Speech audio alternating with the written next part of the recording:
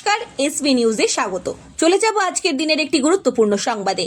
বিধানসভা নির্বাচনের আগে পরিবেশ রক্ষায় স্মারকলিপি সবুজ মঞ্চের। আসন্ন বিধানসভা নির্বাচনের আগে পরিবেশ রক্ষায় অগ্রাধিকার দেওয়ার দাবিতে উদ্যোগ নিল সবুজ মঞ্চ।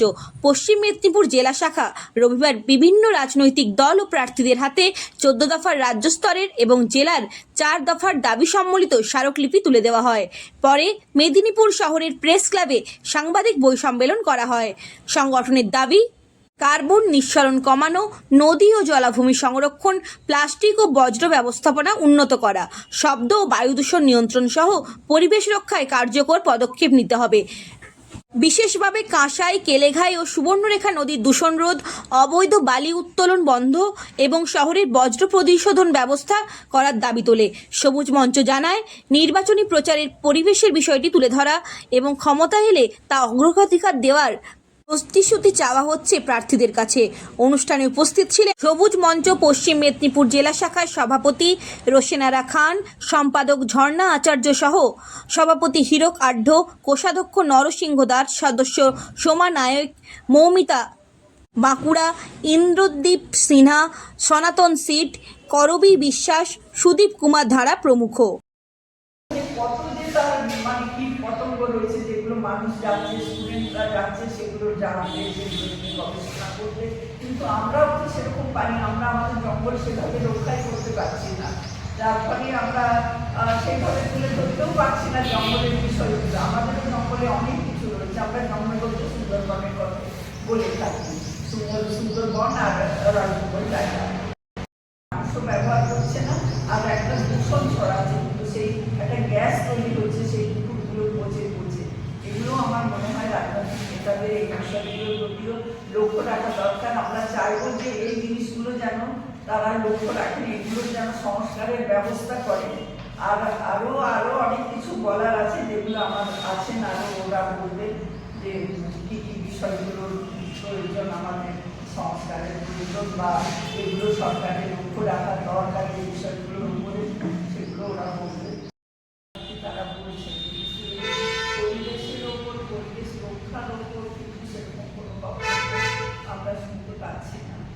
তো সেই কারণেই আমরা কিছু বিষয় আমরা নির্বাচন করে সেগুলো আমরা বিভিন্ন প্রার্থীদের কাছে পৌঁছে দেওয়ার চেষ্টা করেছি। আর সেইগুলো করছি আজকে আমাদের এই প্রেস কনফারেন্স। আসলে দূষণ একটা বিষয় হচ্ছে দূষণ। আমরা যে বাঁচবো, বেঁচে থাকতে হলে তো আমাদের একটা সুস্থ পরিবেশের দরকার। সেই পরিবেশটাই যদি না থাকে, যদি নষ্ট হয়ে যায়, যদি আমরা আমাদের শিশুদেরকে সেই পরিবেশ না দিতে পারি, তাহলে আমরা বাকিটা তো অনেক পরের কথা। যে বিষয়গুলো নিয়ে কথা হচ্ছে বা রাজনৈতিক দলের নেতারা যেগুলো বলছেন আমরা এই করবো, এটা করবো, সেটা করবো, কিন্তু তার আগে তো মানুষের বা আমাদের পরবর্তী প্রজন্মকে একটা সুস্থ পরিবেশ দেওয়ার দরকার। আর অপচয়গুলো একটু কি বলবো, বন্ধ করা দরকার। দিন রাত সমস্ত সময় নির্দিষ্ট করে একটা বলে দেওয়া হয়েছে, সাউন্ড লিমিটার ছাড়া মাইক বাজানো যাবে না, ডিজে নিষিদ্ধ করা আছে, বাজানো যাবে না, 10:30 সাড়ে 10টার পরে মাইক বাজানো যাবে না, কোনো রকম কোনো নিয়ন্ত্রণ নেই। এই ডিজে বাজানো হচ্ছে।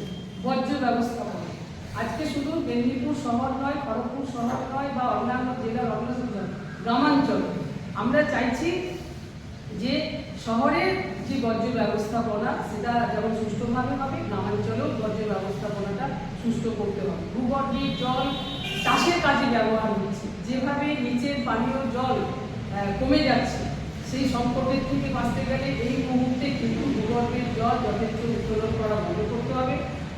জলাশয় এবং জলাভূমিগুলো সংরক্ষণ করতে হবে। পরিবেশ নিয়ে বড়টা সমস্যার উপরে একটা পরিবেশ রক্ষার একটা ইশতেহার প্রকাশ করেছি। সেই ইশতেহারটা আমরা সারা পশ্চিমবঙ্গে যে বিভিন্ন রাজনৈতিক দলগুলো আছে, প্রায় 13-14টা জেলাতে, কলকাতা সহ পশ্চিমবঙ্গের 13-14টা জেলাতে আমরা বিভিন্ন রাজনৈতিক দলের কাছে, তাদের প্রার্থীদের কাছে আমরা আমাদের এই ইশতেহার এবং দাবি তুলে দিচ্ছি। পশ্চিম মেদিনীপুরের আমরা এই মুহূর্তে প্রায় সমস্ত রাজনৈতিক দলের কাছে আমাদের এই বার্তাটা